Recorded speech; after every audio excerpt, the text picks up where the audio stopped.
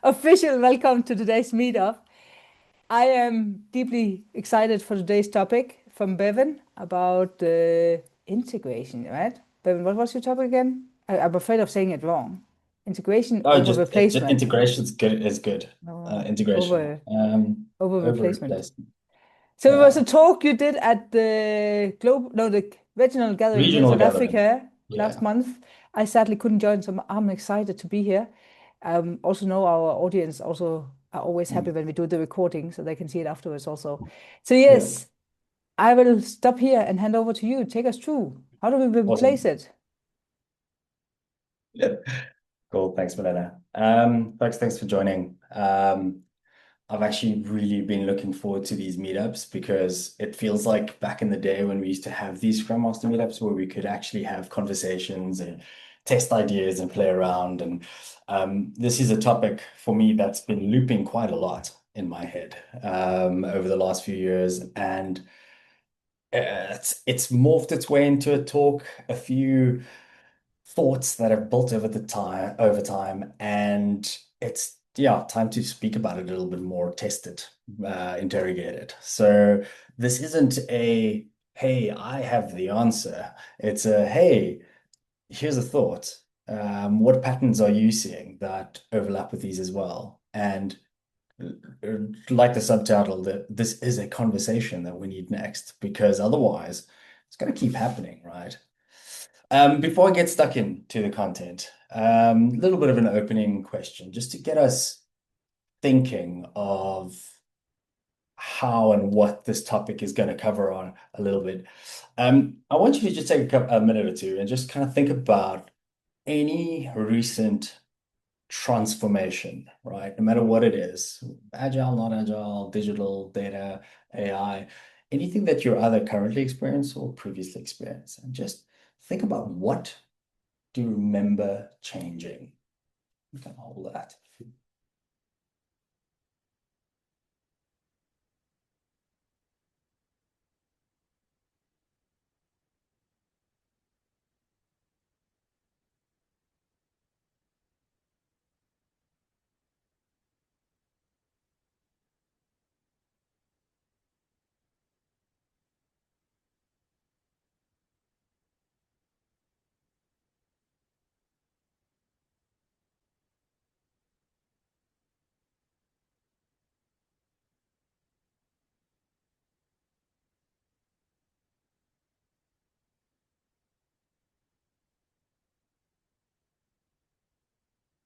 So feel free to, post in the chat, keep some notes for yourself, whatever you're most comfortable with. Hold that thought of what changed.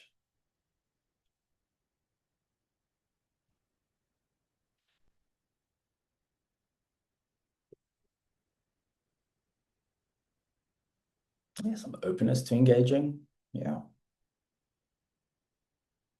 What else?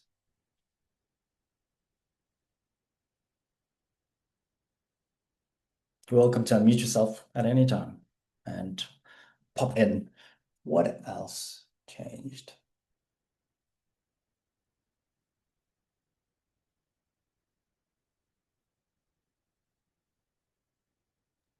I think I'm stuck right now with the feeling of saying has so much changed yet, but that's also because I'm new into a environment, right? Yeah.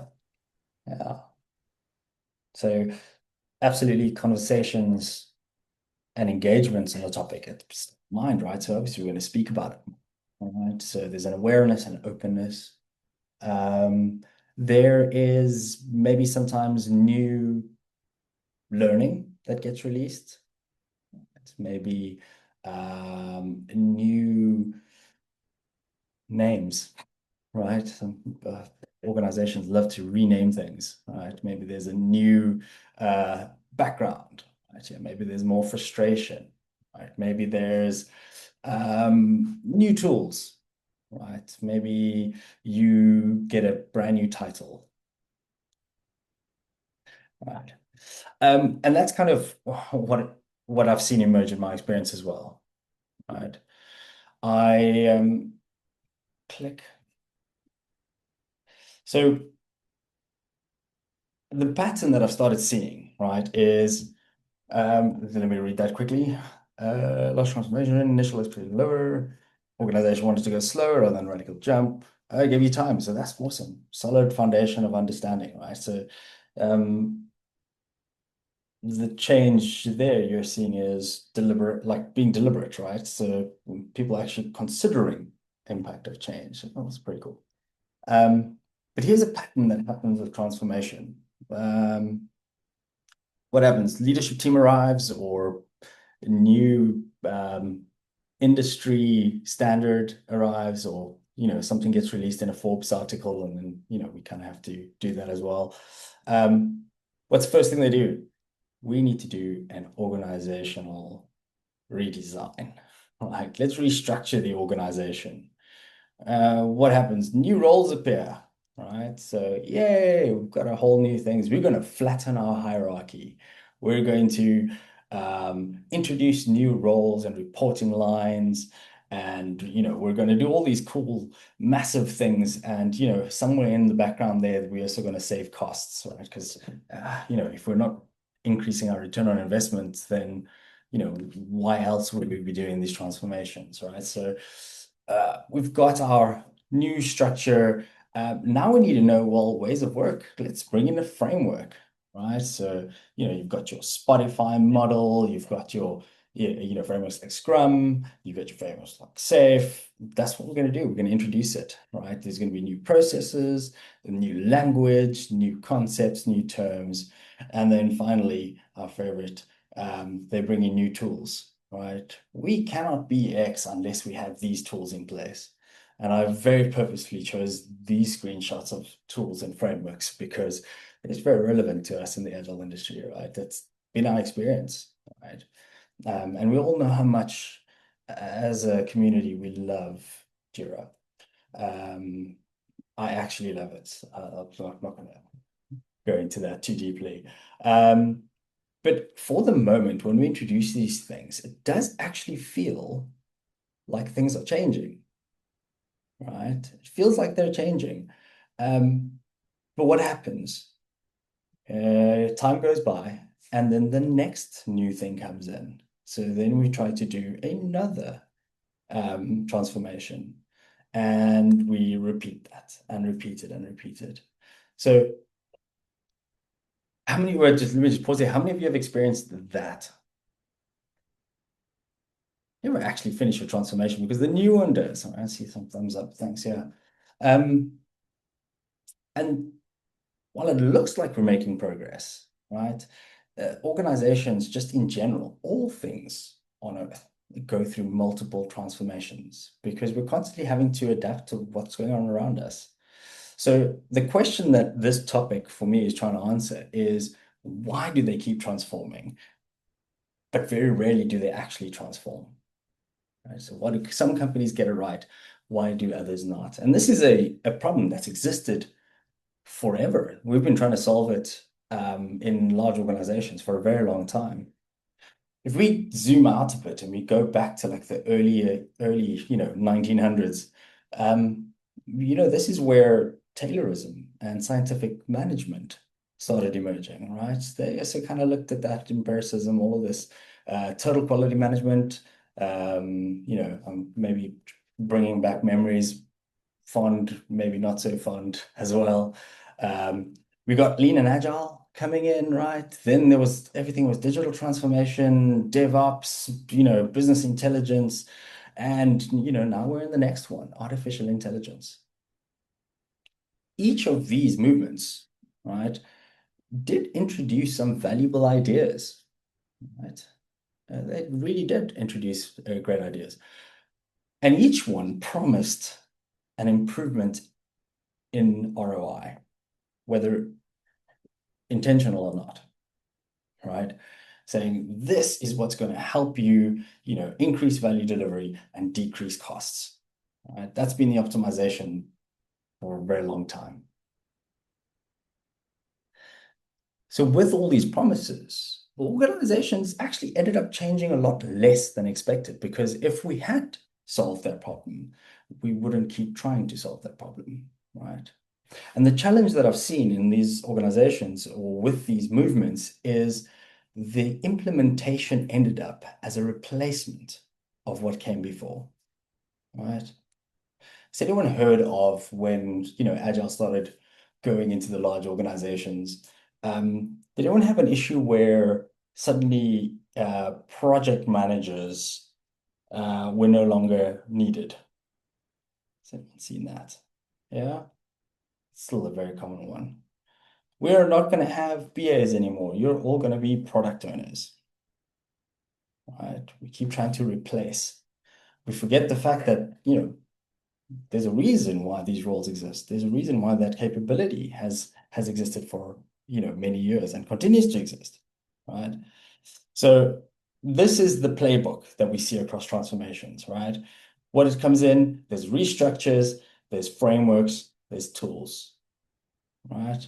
Sometimes they include culture in there, but it's like a side hustle more than anything else, right? So even if you look at transformation frameworks, like McKinsey's model, the culture and people are there. They're not as visible. How do you make your culture visible? Well, that's a lot harder to measure than if we can, reduce cost or, decrease the organizational levels from X to Y. So let's break down, these restructure framework tools. Let's look at what that actually looks like. Restructure is your operating model. This is at the very heart of it, the most surface level change, right? Because we can move boxes around on an org chart. We can introduce new roles, new titles, but it doesn't actually touch on how we deliver value, right? The intention is that it does, but it's too disconnected, right? What do you rely on your line manager for? Approve my leave. Give me a growth plan. What's my next step? It doesn't say how do we optimize this delivery of value? How do we increase an organization's return on investment? Then we bring in frameworks, right? And this is not a framework bashing talk in any way at all. Frameworks are useful. We need them. Do we apply the discipline to follow them, to understand them, right? Has anyone ever been in a situation where you have worked in an organization for a long time and a consultant comes in or a new person joins, and the first thing they do is, no, but that's not what the book says, or that's not how we're supposed to be doing this. Yeah. Why? Why do we try to replace before we've actually integrated with what's there already? All right. And that's it. It's frameworks is new ways of working. There's new rules, new processes, more meetings. Yay! Everyone loves meetings, right? And the more we do these things, the more, frustration builds and delivery doesn't always change. Maybe we'll see an initial improvement, but very rarely does that last. In fact, the best test is always if you're a consultant bringing in some form of transformation and you leave, what happens? If it goes back, we've changed nothing, right? You've put on a theater of thoughts, yeah? And I say this humbly as I've done the same thing, right? Even me, we've done this. And then finally, we've got tools, right? Tools are great. They add visibility, right? Create transparency, but look how green everything is. Everything is looking on track until it's not, right? So visibility doesn't always equal an improvement, right? Sometimes visibility can just be that. Now we know, right? But we make it out as though, hey, if you bring in this tool, you're going to get visibility that's going to fix all your problems. And, the salesperson forgets to tell you that you actually have to go and fix your problems as well, right? And that's a common theme across all these things. And this is kind of the trap when organizational restructures and frameworks and tools, these big enterprise transformations, it's the trap because visible change doesn't mean system change. right? Visible change does not mean systemic systems change. Just because something looks like it's changing doesn't mean it does. It's great. I've got a 3.5-year-old and a 5.5-year-old at the moment. And it's that whole malicious compliance thing that they're starting to figure out, right? If you tell them to do something or not do something, they will not do it when you're around. And then they're going to test the boundary to see when can they do it, right? So again, just because you can see something and it looks like it's going that way, we shouldn't stop there. And personally, I think this is the trap that most organizations fall into, right? From my experience of agile transformations, even if we give the most incredible like view that says your ultimate goal is to become a more agile and adaptive organization, yeah, there's going to be milestones along the way where there's going to first be this, uncomfortable learning of newness. But by the end of it, there shouldn't be an end. It should eventually just merge into this is how we work, right? I always say the most, because organizations love using maturity, the most mature agile organizations don't talk about agile. Why? They just are, right? It becomes it. But most organizations see it as a target, right?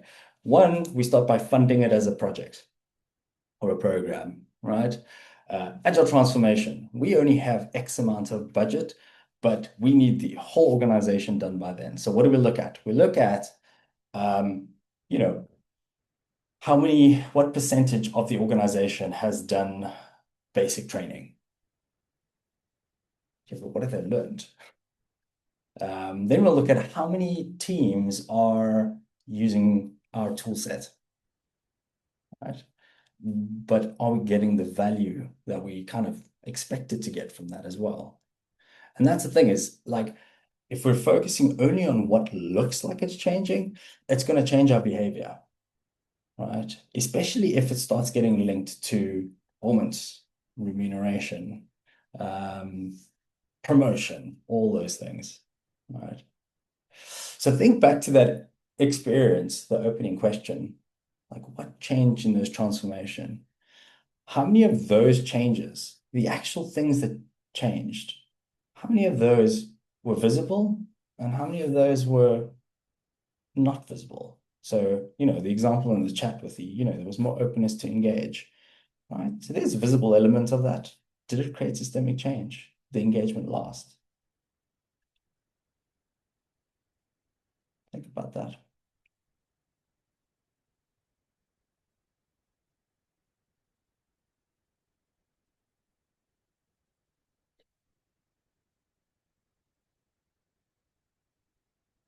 Yeah.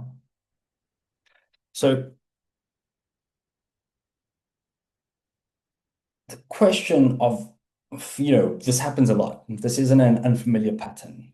I'm seeing some head nods and some thumbs ups and some laughs and some good comments in the chat. Question is why? Why does this keep happening? What is it in the language? What is it in our thinking? And it's nothing that we're not, especially as Agilists, something that we're not unfamiliar with, right? If we go back to the heart of it, why does a company exist, right? There can be some really nice philosophical, positive things you can. The reality is that they make money, right? And the most money that we can, right? Yes, there could be a social element where money is just a bonus, absolutely. But then your definition of value isn't just not monetary, right? So think of NGOs and all of that. Your return on investment is we're putting in X. Are we getting the value of Y, right? So this is at the heart of it. I mean, I've never met a CEO that does not care about their ROI. Why? Because if they don't, they'll get, fired by the board. So why does this keep happening? So at the fundamental root of value delivery, right? There is a simple example we can break through. Yeah. So how does this value thing get delivered? Well, we start off with work going to a team, right? We all know this. Work comes into a team does what it needs to do, but hold on. Because this is a large, complex organization, it doesn't always, end there. Team A, has to hand it to team B, right? So there could be, you've got your development and localized testing thing, and then it gets handed over to release management or some operations team. If it's marketing, it might go from, we've got our this configuration stuff, and then there's the tracking stuff, and there's a whole bunch of life cycles you can apply this to. Even in hardware or like furniture sales, right? Worked with a company once selling furniture, and a very similar problem. You had your sales team that then had to hand over to the building team, the development team to actually do the furniture. And then, of course, you had to hand it over to logistics and shipping, right? Then you hand it over to the next one, and the cycle goes. But here's the thing. This looks great on a picture. The reality is very different, right? We're all familiar with the fact that the moment you introduce a handover, there's going to be some form of waiting time, right? Because it's not always that we're fortunate enough to be in a space, the Kanban kind of a deal where there is a team waiting to be able to pull this work. Right? That's not the reality most of us face. So we're still pushing work to the next team. And then, giving ourselves a pat on the back because we finished our stuff. So at least it wasn't us that delayed the project, right? It was them. And work also doesn't go through once, it cycles through, right? If a team picks up something and says, oh, no, but this doesn't work, you've done the wrong thing, let's hand it back to you. Work cycles, right? It is messy, right? It is absolutely messy. These things are fundamental in understanding the transformation because these are never going to go away.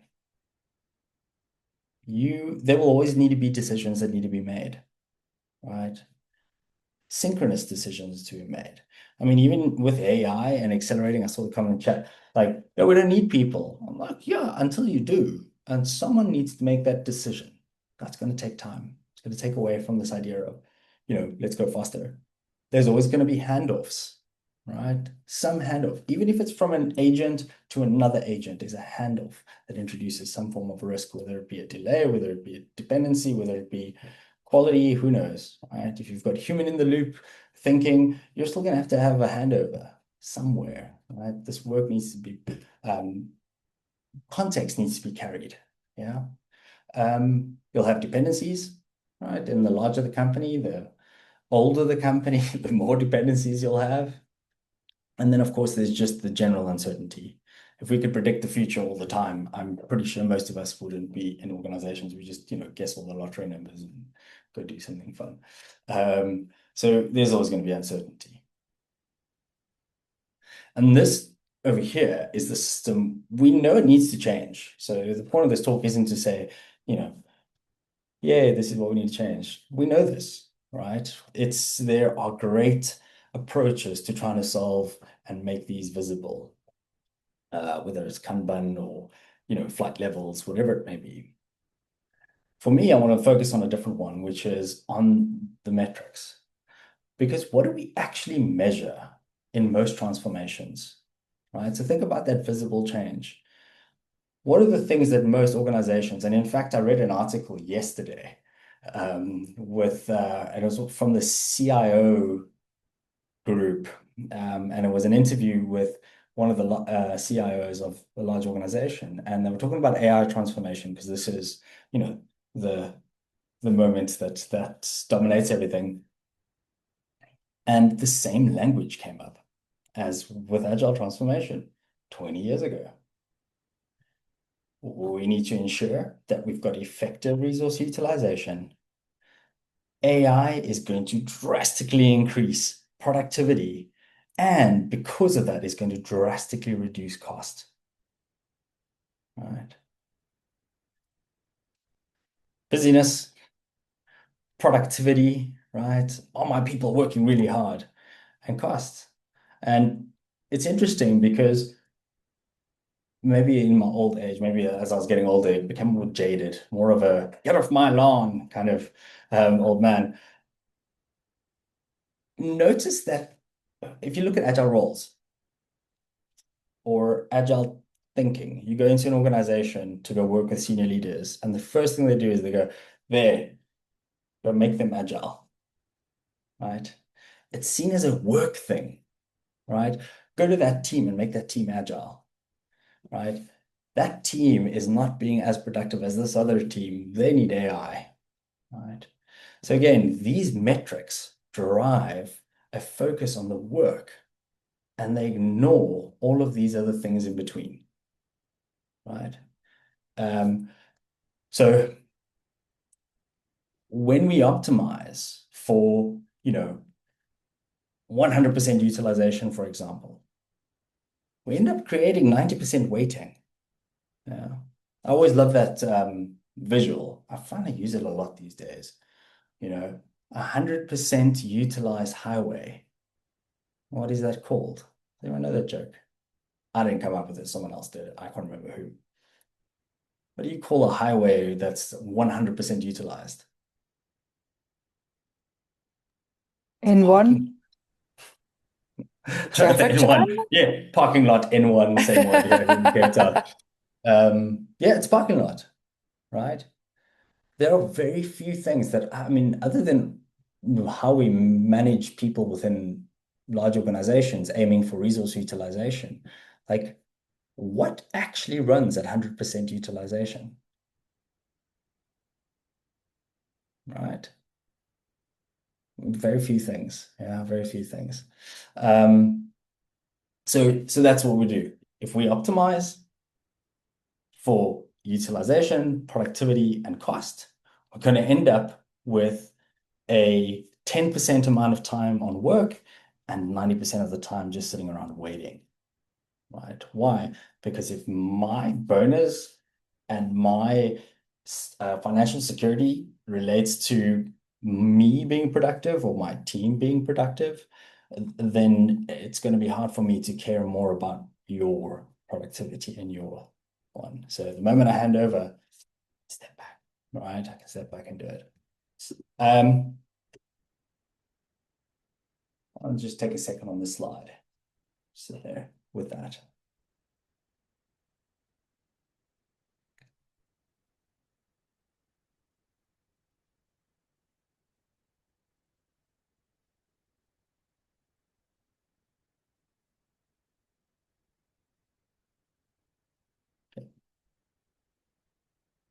So again, we know that these are the things that needs to change. But if we don't go back and look at the metrics, if we don't find ways of saying, how do we measure integration, not just newness?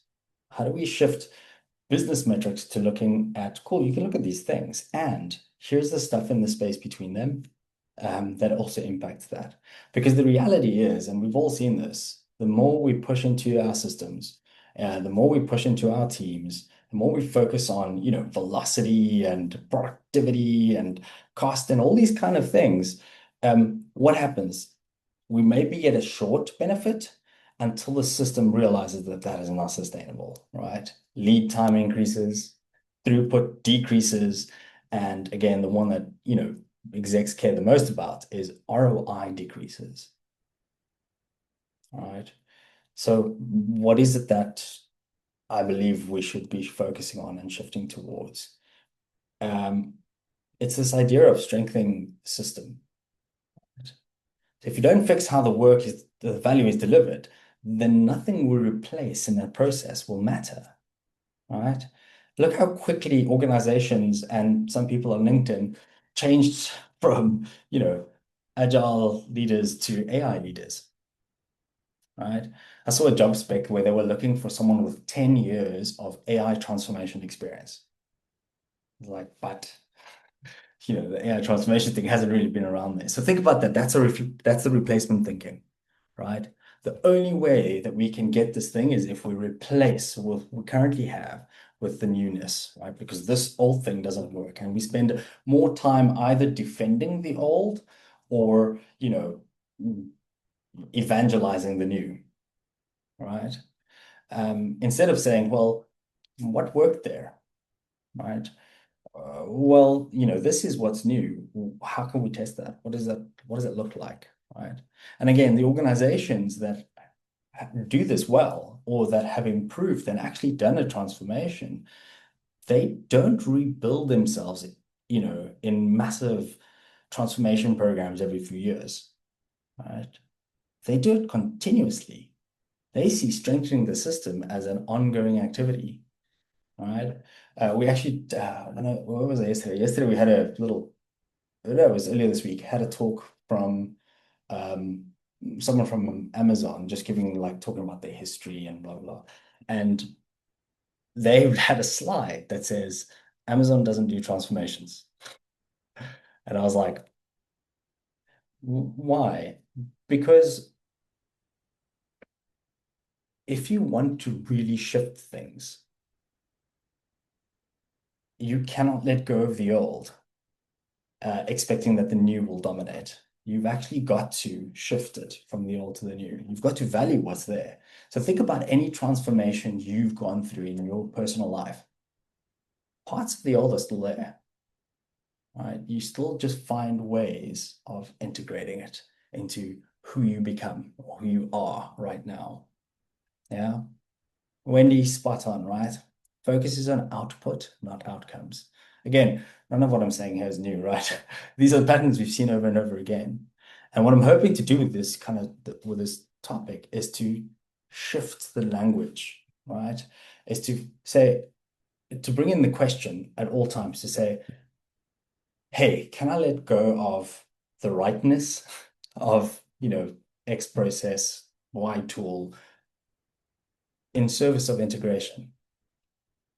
It's a hard one. Can we accept the use of the word ceremonies and not events? I'm still struggling with that one. I'll let you know when I've integrated that one. But it's small things like that. And every single interaction that we have, are we strengthening the system or are we trying to replace it with our thinking? Right? So what does it mean? How do we go back to our transformation deja vu? How can we do this in practical ways? I want to get us some time for questions because that's where the value comes, right? Is instead of organizational restructures alone, restructure our interactions, right? Restructure the way that we work. This is where Agile brought in a lot of value, which is trying to say, here are ways in which if you follow these, core principles, guardrails, this is how your way of working can focus on delivery. I always laugh where, and Milena knows this well, because I'm not exactly quiet about it in large organizations, is show me where in Agile it says you need to do a restructure. Show me where you need to have a title as opposed to a set of responsibilities or accountabilities. Show me where in Agile it says, thou shalt have 4 layers in your organizational structure and a span less than. Those are all good practices from organizational development. If we're trying to do transformation, we need to be able to understand and integrate that thinking with what we're trying to bring in from a newness perspective, right? If the current organizational design is done for a certain outcome, how do we integrate with that? How do we bring our thinking in? So from AI, as an example, how do we bring that in to an existing very hierarchical control-based structure with 10 levels, managers, managers, managers? How do we bring that in? We just do, all right? You bring it in one thing at a time, you iterate, all right? What about frameworks? Design frameworks. Don't use frameworks, right? So what does that mean? Frameworks are there to start you off, right? We look at patterns in the industry. So, there's that saying that if the only tool you have is a hammer, then everything looks like a nail. That's what a framework is. It's your hammer. So if the hammer goes in and you go and hit the screw and it doesn't move, you go, oh, whoops, maybe I've got the wrong tool. Not, there's something wrong with that, nail. It looks like a screw, right? It's less effective. And again, that's the integration replacement. You should replace that screw with a nail and then look how well this framework works. So again, all this thinking kind of ties into that as well. And then finally, and this one is very controversial a lot of times in the Agile community, from my experience, is you've got to be able to master your tools. You don't have to be an expert in every single tool available for your particular industry, but you need to be able to master the connection between the principles and the why with how do I do that in a tool, all right? Because in most cases, any tool can do it, right? Any tool can do most of the things that we're going to do. That's why they all compete with each other. And things like, if I think in Agile, Excel can do what Jira can do. Microsoft Teams can do it now. What's the trade-off? Engagement, accuracy of data, visibility, all these things. What do we want to optimize around? So as Agilists, as the world shifts away from, every second person is now an Agilist, we set out to empower people to deliver value. Right? Most of us have a very shared vision and value system there. Now new things are coming in and organizations are responding, they're reacting by doing the following, restructure frameworks, tools around AI or around data. It doesn't decrease the value that we bring. In fact, it highlights the fact that we're needed now more than ever, which is we need to fill the space in between these things that they're doing. How do we connect or help them connect? Hey, you're going to restructure. How does that connect to value delivery, return on investment? Likewise with the frameworks that we bring in, likewise with anything we bring in. How do we ensure that we don't lose what had worked in the past, but without holding on to it so tightly that, we never let go of it? Never want to bring in dogma, if that makes sense, right?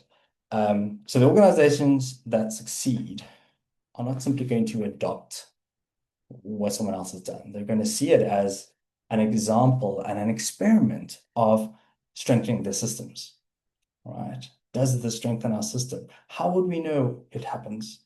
Right. So Wendy, to your point, that's the focus on the outcomes. That becomes our metric for, always looking back and saying, does this experiment give us what we needed from it? And of course, repeat that. Not every few years when budget's available, but all the time. Always questioning. We don't. I'll leave you with just this thought for a second.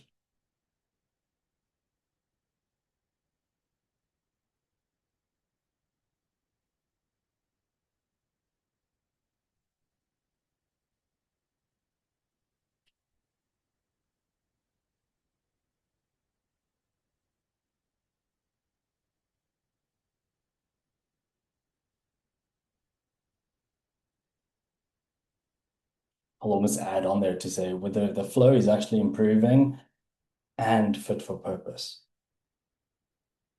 I remember when I first started in the industry, there was the idea of metamorphosis with the, life cycle of a butterfly, as in, this is why, we need to go and redo everything, replace everything. But that's the thing, like the cicada into the moth or the whatever it is, the pupa that becomes the butterfly isn't fully replaced, right? It has to integrate with what it currently is to be able to become something new, right? And again, that metaphor always stuck with me because I was like, but that's not how it happens. We don't just get rid of everything. Like it doesn't cease to exist when it goes into the cocoon.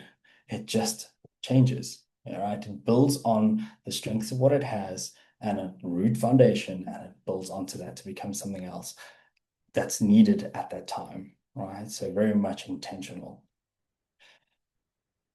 One last question, and again, this is just reflection. You're invited to share, you're not required to share. Um, but yeah, where can you act? So think about your current context. Is there a dependency you could reduce? Is there a capability you could strengthen? All right. So again, when there's a focus shift on roles and titles, how do we shift the focus to capabilities? Right. Instead of going and hiring in 15 new Agile AI experts, how do we see which capabilities we need for AI and what exists in the system already?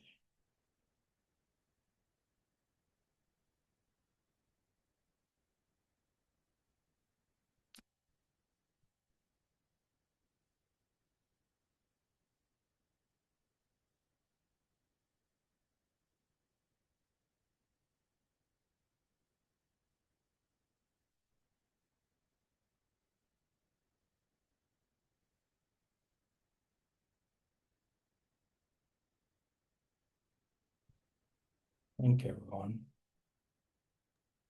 Thanks, Sure, Bevan. I spoke a lot there. What questions do you have? No questions, more so just a comment. I think it's really relevant now more than ever, this concept of integration over replacement, especially the sort of, for lack of better words, right now, the transformation that we're seeing with Agile. Um, so yeah, I think that this is just really reaffirming, if anything, and just want to say thank you. Thank you for sharing that with us. Yeah, well, appreciate that. Thank you. Yeah, it's this is very relevant for me.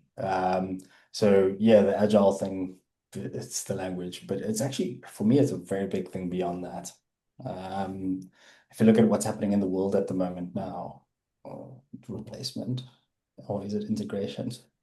And people struggle with integration. This is the reality. This is why we have conflict.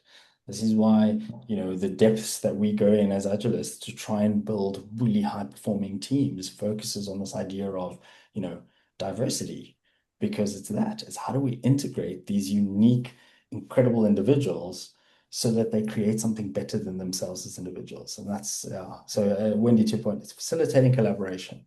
Yeah. It also very much talk about the conversation we have had a lot lately. This whole thing about many agile coaches think they have to come in and make them agile, make Mm. them do this framework, where we like, no, we're there for the effectiveness.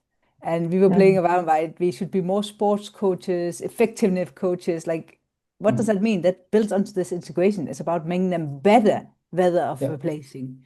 Yeah. And that's, I know for now, me and Bevan have worked closely at some companies, and that's definitely based on that experience. It's actually, I can see over the last 4 or 5 years, we completely changed our approach, right? So we also grown to the understanding saying it's not about the replacement, it's about how can we make you better Mm.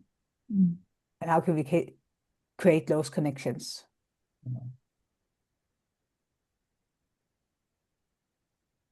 Cool. Thank you, Bevan. It was really good. At Mm. least I'm not in the rowing boat all by myself, because sometimes I feel like that. Yeah. But I think that it's kind of like a big shift in organizations at the moment. Mhm. A lot of stress that happens within those spaces, and as a result, I'm seeing a lot of it's all about not me, but it's all about me and what I have, and I don't want to share anything. And I want to see how much and you must do everything my way.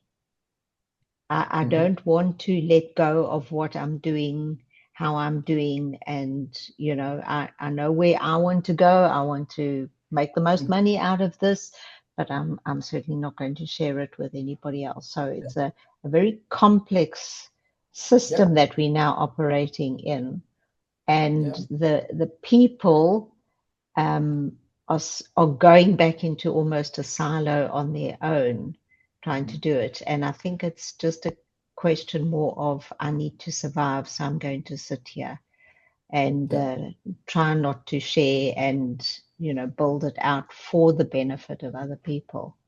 So that's where I'm seeing a lot of this happening in I mean, it's a organizations. survival tactic, right? Right. The moment that things get risky, and cortisol level spikes up collectively, people are going to look out for themselves. I mean, we generally do all look after ourselves anyway. But when the risk is there, when there's a potential that I could be replaced because I don't have X or I don't do Y, or my title says something different, that drives not great behavior, right? And, it's, if you're looking at whole humans, that's I always love it, internet, I always refer to that, which is resistance is an unskillful expression of a valid concern, right? That Peter Block quote, which is, what is the valid concerns? If we shift our mindset to think that new changes, like, people aren't resisting change necessarily. They're not, that sounds like they've got a choice in the matter. Humans are immune to change. It's an immune response, right? It is, something's happening. And even though I cannot articulate it yet, as much as I cognitively want that, with our system, our slow system brain, right? That's a small percentage.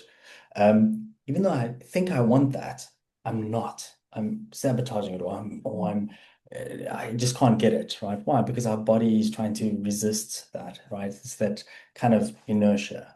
Any new change requires cognitive cost, right? Which our brains are optimized to not want, right? We want to be able to save resources in our brain, not people, right? Actual resources. So yeah, it's a very challenging thing. And again, this is why I think it's every few years we keep trying to solve it. I just keep wondering, like, why we keep focusing on those things. And part of integration is understanding that you do need to measure those things, and we can shift the narrative. So again, instead of fighting against the organization, but you're like, oh, these are rubbish metrics, don't do these. I've done this before, so that's what that was me, by the way, imitating me. It's, wow, these metrics are really important to you, right? Have you considered what would happen if X or Y, right? So challenging, not through, I'm right, you're wrong, but more of a, hey, have you considered these other things? What else are we missing? Yeah, I also really want to commend you on that terminology that's been used in this presentation to say, over rather than not. It's not that we're saying replacement is never an option, right? But as you said, rather go in and try to understand and say, can we try this? These metrics are really important to you. It's really key to understand and integrate first before you can even consider the idea of replacement, right? Yeah.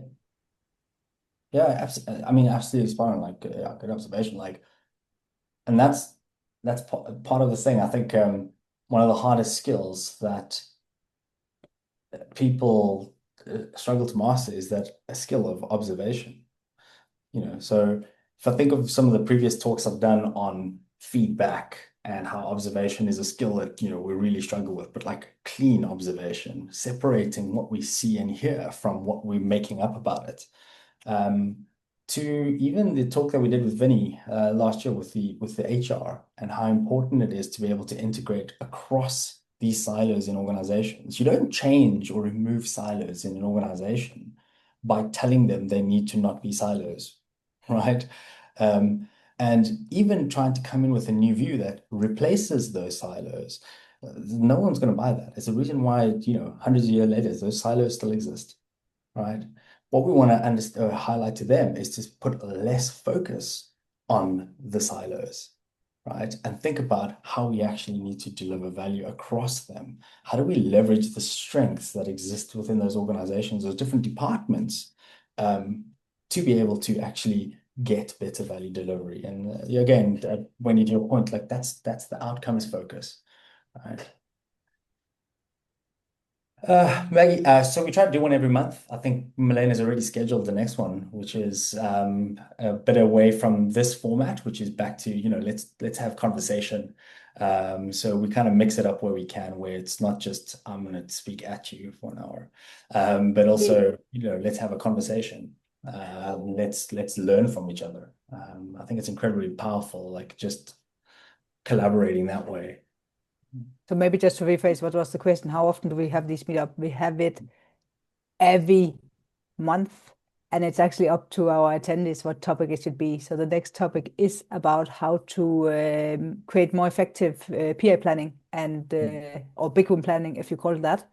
Me and Bevan have a lot of experience, many years of experience doing that with companies. And for some companies, to just give a little bit of a teaser, we've actually gone down to only make it a half a day and get most value out of it. So actually, it's a practical talk on tips and tricks on how to get most value out of the PI planning, what to focus on, so it doesn't become these expensive 2-day events with everybody in the meeting where we just talk and have to listen to everybody else and everybody's sleeping. So that's the Sounds topic for next wonderful. time.